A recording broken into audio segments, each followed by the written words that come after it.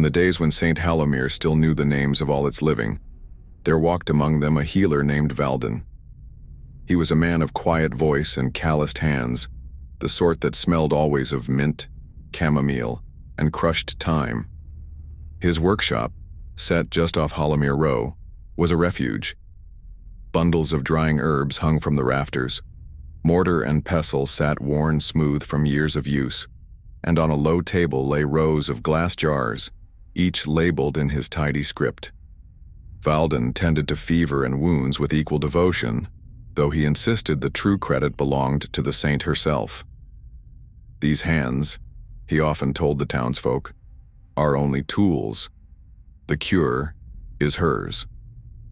He would cross himself before every treatment, the words of prayer woven into the rhythm of grinding leaves and steeping teas. It was during one of his pilgrimages, in the last weeks before winter's first frost, that fate turned. He had followed a deer trail into the foothills, searching for frost moss, a rare herb that bloomed only in the cold. The ground beneath him gave way with a groan, and he fell. He landed in darkness, his ankles snapping against stone. The air was damp and cold, yet faint light danced across the cavern walls. He raised himself on shaking elbows and saw it. The ceiling above was veined with translucent crystal, catching some hidden glow and scattering it in pale gold and deep blue. Pools of water shimmered like molten silver. The sound of distant dripping echoed like a slow, steady heartbeat. Pain flared with every movement, but Valden was nothing if not stubborn. Tearing strips from his cloak, he bound the broken leg, fashioned a splint from a fallen branch, and limped forward. He could not explain why, but the cavern seemed to be drawing him somewhere. Every turn of the tunnel felt inevitable. At last, he reached a chamber where the light pooled brightest.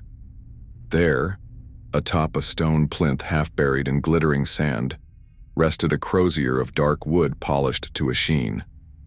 It was simple in shape, yet every curve seemed to hum faintly, as though the air around it quivered. The crook of the staff was inlaid with tiny flecks of some pale material that caught the glow and fractured it into tiny halos. Scattered around the plinth were objects half swallowed by the sand: coins, broken blades, a tarnished crown. Treasures abandoned or offered. He could not tell. He took a step forward, leaning hard on his makeshift cane. The ache in his leg was almost unbearable. Reaching out, his fingertips brushed the crozier. The world collapsed into blackness. When Valden awoke, he was in his bed at the workshop. His splint was gone. His leg was whole. At his feet, resting as though it had always been there, lay the crozier. The first whispers began that very day. Townsfolk swore they had seen him walking the streets at dawn, limping heavily on the staff.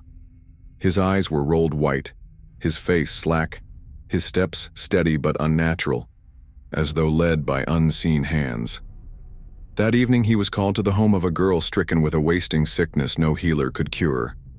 The child lay cold, her shallow breaths slowing. Her parents knelt at her side, their tears wetting the bedclothes. When she passed, they begged Valden to pray for her soul, that St. Hallowmere might guide her to rest. Valden bowed his head, the crozier in his grip. His thoughts strayed from the prayer. I would give anything, he thought, if only she could open her eyes again. Almost without will, he lowered the crozier and touched it to her chest.